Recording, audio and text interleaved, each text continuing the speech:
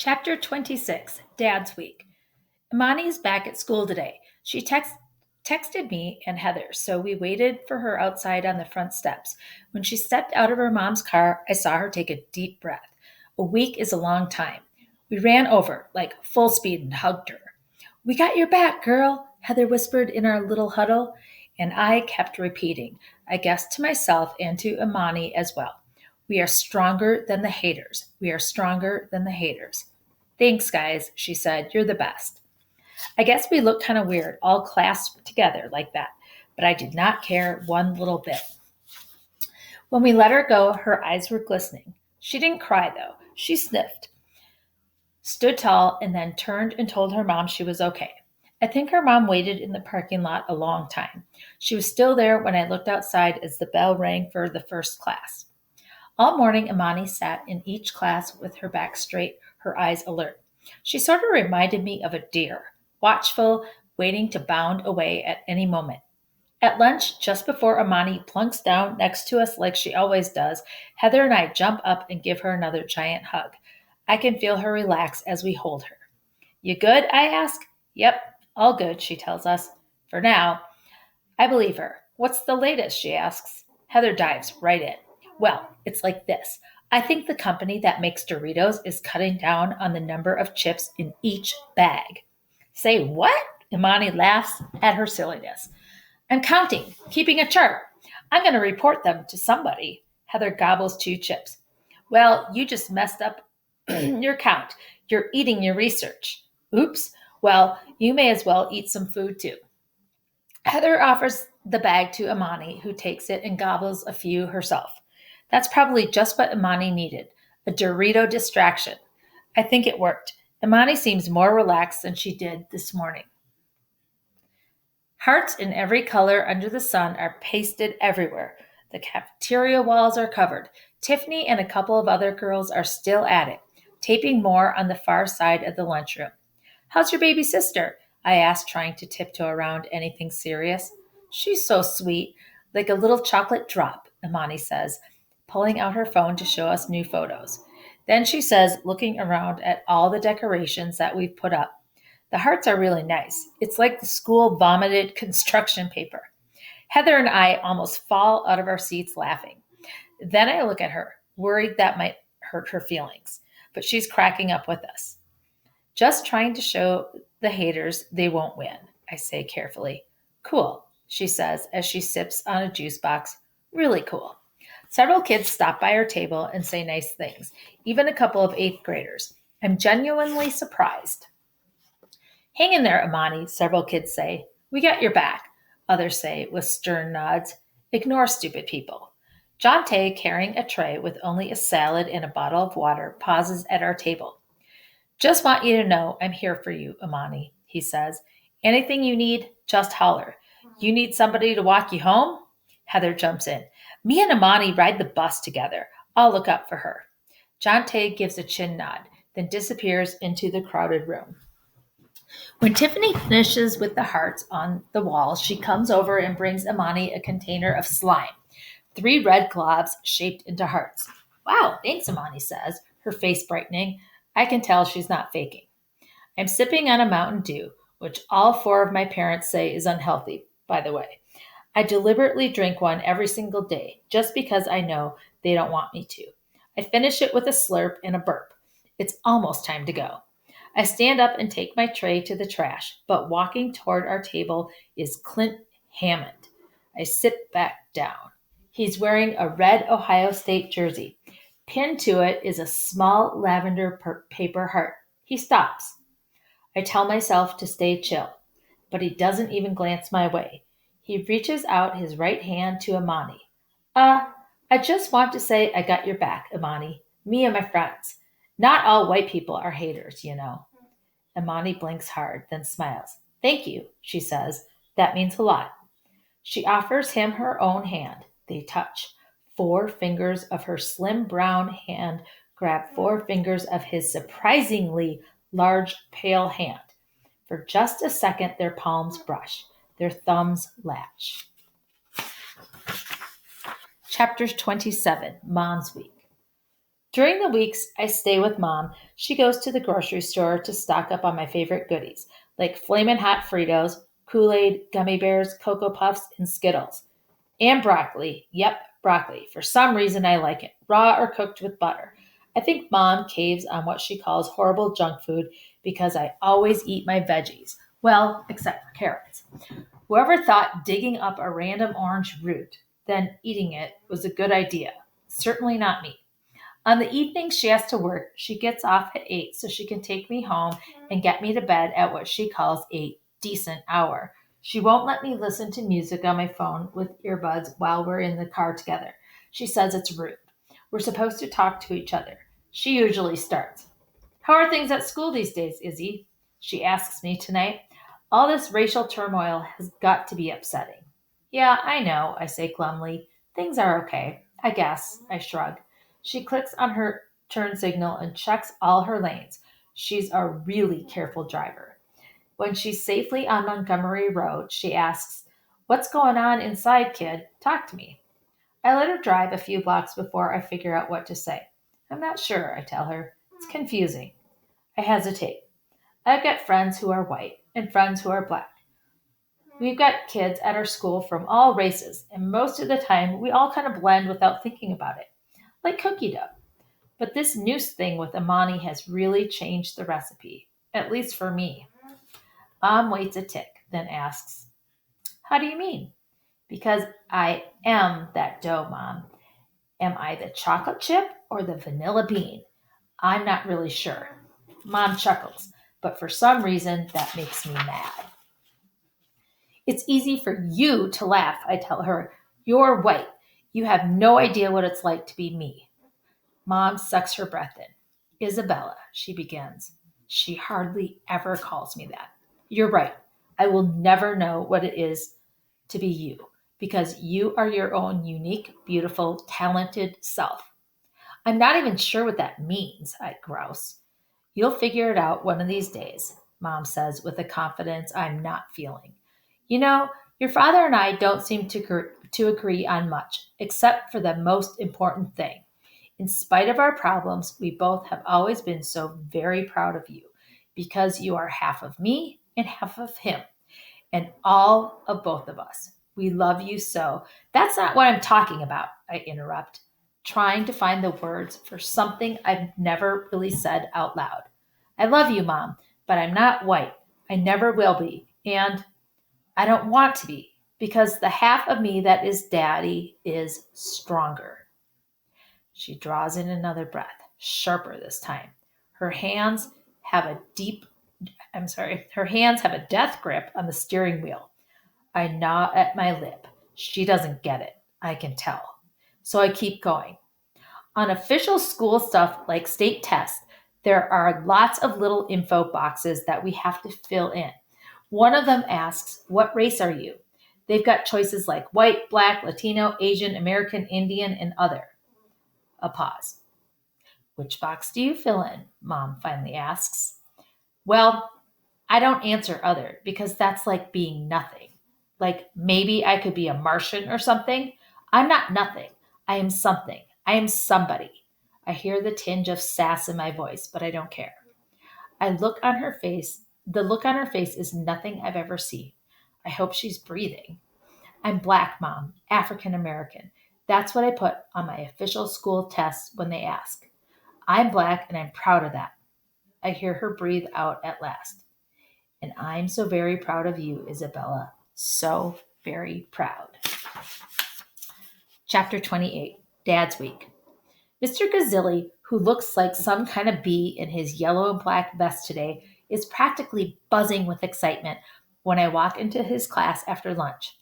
For the next week or so, we are going to dig into some black poetry, he announces as soon as we are seated. About time, Jonte grumbles. I look around the classroom. I guess about half the kids in our class are black. Tiffany raises her hand. Mr. K looks up. Yes? Are we doing black poetry because of what happened with Imani? Oh no, she did not go there. I think everybody in the room turns to look at Imani, who glares right back. We're following the school curriculum, Tiffany, Mr. K replies curtly. Now, may I continue?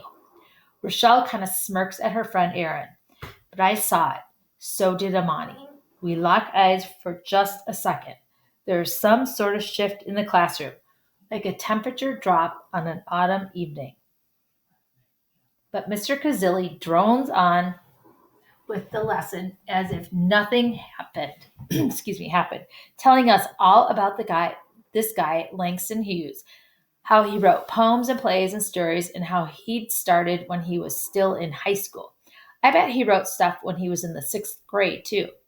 Mr. K tells us to find a poem by Mr. Hughes, then write a poem kind of like it. I remember seeing a few pictures of writers in our literature book, mostly boring looking white guys with beards, a few women, but come to think of it, I don't think any teacher has ever mentioned the race of a writer. I think assignment is going to be kind of cool. I raised my hand. Yes, Isabella. Are there other black poets besides Mr. Hughes? Oh, lots and lots, Mr. Kazilli tells me. I wanted to focus on Mr. Hughes first, but now I want each of you to find a poet you like, and we'll practice writing a little poetry. But isn't poetry hard? Tiffany asks. A few kids join in with, You got that right. Mr. K straightens his vest. Then he asks the class, just glancing at the samples in our book, which takes up less space on the page, a poem or a story. A poem, Tiffany says, still frowning. Just a few words, and boom, it's done. That's easier, right? Tiffany scratches her head, then smiles. I think that was a trick question, Mr. K. Relax. Think of musical notes, then make those into words. That's poetry. That's the first time anybody's explained poems like that. I think I get it. Tiffany stops asking questions, so maybe she does too. He breaks us into groups and gives us the rest of the class period to use our tablets and laptops to start our research. I could do this all day. Wow, poetry is kind of like my music. It paints a picture in my head, only with words. I click on the names and photos of the poets we find. Langston Hughes, Gwendolyn Brooks, Maya Angelou, some new guy named Jason Reynolds. He's got awesome dreads. Cool. And this poet named Paul Lawrence Dunbar who lived in Dayton, just about an hour away from here. Somehow that makes me feel proud. Jonte raises his hand and says, My cousin goes to Dunbar High School in Dayton. He told me Dunbar was from Dayton, Ohio, and the school was named after this dude. Mr. Kazilli nods and says, Your cousin is absolutely right. That's kind of cool, Jonte mumbles. Can I do my research on him? Great idea, Mr. Kazilli says with a smile. Tiffany chooses Rita Dove as her poet. Kirsten decides on Nikki Giovanni. How come she's got an Italian name? She asks. We all give her the head tilt, like, so what? Lauren settles on Gwendolyn Brooks, and Mr. K says I can do more research on Mr. Langdon Hughes. Class time goes by so quickly. I'm still reading stuff when the bell rings. It's actually fun reading Mr. Langston Hughes's poems. This dude wrote bunches of them. Then I find the perfect poem, at least for me. I read it like 4 times in a row. I can hardly believe what I'm reading. And he wrote this almost 100 years ago. Man, it's like so real, like even today. Cross by Langston Hughes, 1926. My old man's a white old man, and my old mother's black. If ever I cursed my white old man, I take my curses back. If ever I cursed my black old mother and wished she were in hell, I'm sorry for that evil wish, and now I wish her well. My old man died in a fine big house.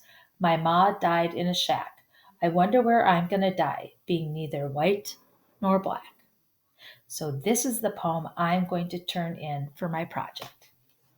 Crisscross by Isabella Thornton. I love my mom. I love my dad. I wish they loved each other. My dad is earth and warm and brown. My mom is sky so blue. She's clouds and sun. He's stars at night. They're always out of tune. I'm a flower in the yard, about to bloom and grow. I'm pink and green and red and gold. I'm not what they expect. I'll never be the same as them. That's something they should know. After I turn it in, it occurs to me that the rhyme and the rhythm of my poem really, really suck. But maybe I'll try writing more. It is kind of like music. Chapter 29, Dad's Week. The selection I'm doing for Piano Palooza is by an Italian composer named Clementi. His full name is Musius Philippus Finch. I'm sorry, guys, I'm messing up his name. Vincentius Franciscus Xavierus Clementi. Seriously. Okay, this is a side note. I'm not reading anymore. I think I messed that up. I apologize. His mother actually named him that on purpose. I wonder if he ever got in trouble and his mom got mad at him and called him by his full name to come into the house. Probably not. He was a musical genius. Those kids probably never got yelled at. Madame Rubenstein made me look up his history. I guess kids born back in 1752 in Italy had nothing else to do but to learn piano and organ. So Clementi started when he was 6. By the time he was 13, he had already composed lots of sonatas and symphonies. A couple of years later, he had a job playing the organ at church. Overachiever, if you ask me. I just want to learn to play this one piece he wrote and not embarrass myself. It's called Sonatina in C major, number 1. Madame Rubenstein grills me on the guts of the piece every time she shows up. What is the first movement, dear? By movement, she's talking about sections of the piece. It's called spiritoso.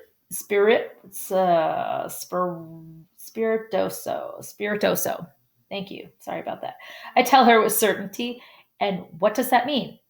I thought it would mean spirited, but in Italian it means humorous or playful. Like laughter, I guess. The tempo of the piece, when I do it right, is fast paced. And yeah, it does kind of remind me of somebody laughing. I told her so. Very good, Isabella.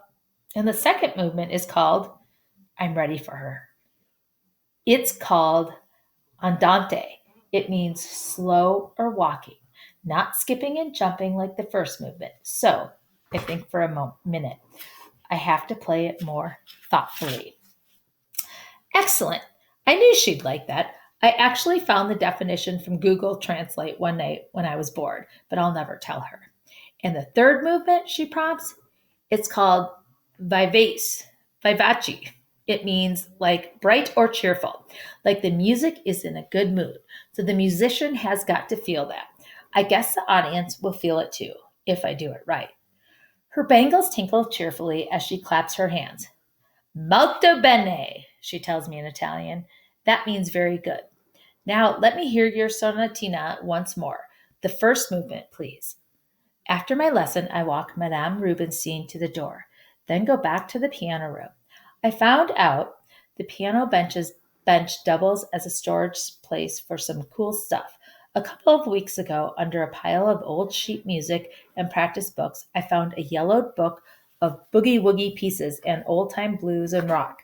Awesome. I bet they were Anastasia's from a million years ago. Now I sit back down at the keys, flip to a song called Bumble Boogie, and go at it. This is so not Clementi. My fingers know exactly when to pound and exactly when to fly. I love the deep rumble of the bass and the syncopation of the treble. Yeah, this is the guts of music. Madame Rubenstein would have a heart attack if she heard me. I don't care. I don't even notice Darren at first. He's standing in the doorway, tapping his feet. Go, girl, he says. Now, this here is some real music. I stop, look up, and beam out of breath. Yep, for sure. I do one more bass riff, the fingers on my left hand dancing on the deeper tone keys. Is it good enough for ice cream? I sing out. Absolutely, he says. Let me grab my car keys. I close the piano and yank a windbreaker from the front closet. I hope they have strawberry chocolate marshmallow swirl. They were out of it last time, I tell him. Whatever you wish, milady, he says with a British accent. Then he bellows out, Hey, Mom, me and Izzy are going to get ice cream. You want anything? Not this time, Anastasia yells back from her office upstairs. You two have fun. My mind is still pounding with the jazzy thunder of that piece. Makes me want to boogie.